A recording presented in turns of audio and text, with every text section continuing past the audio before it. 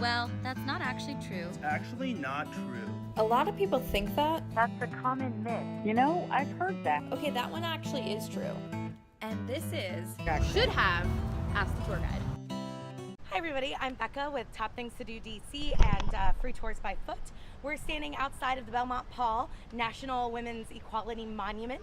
This is one of the most historic sites on Capitol Hill, and if you haven't visited, you should put it on your to-see list. So the building here was originally built in 1800, so that's really old. That was right when Congress started meeting at the United States Capitol building here. The building was burned during the War of 1812, so when the British came to attack Washington, D.C., they burned the Capitol, the White House, and this building here. And this was one of the only homes on Capitol Hill where the people inside tried to fight back against the British, which I think is pretty cool.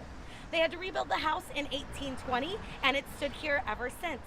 Now, in the 20th century, this became the headquarters of the National Women's Party, headed by Alice Paul.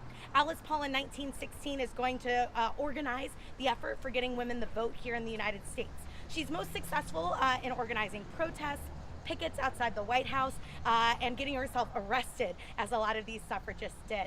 One of the things she does as well is refocus the efforts of the National Women's Party to earn the vote for women state by state as a constitutional amendment. So it's really thanks to Alice Paul and the women of the National Women's Party to help us get the vote. We're coming up on the centennial of that amendment.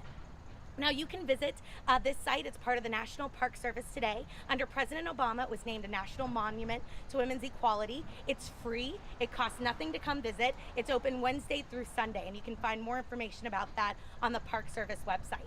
If you are local to the DC area, I'll be hosting an open house here at the house on December 11th.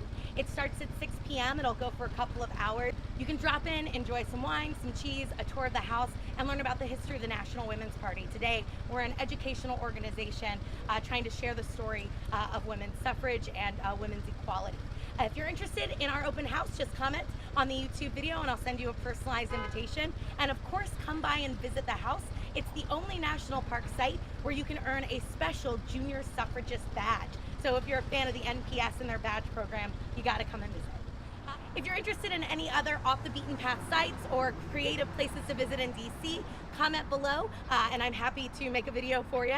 Of course, follow us on all our social media channels, Twitter and Instagram at Top Things to Do DC, and we'll see you next time.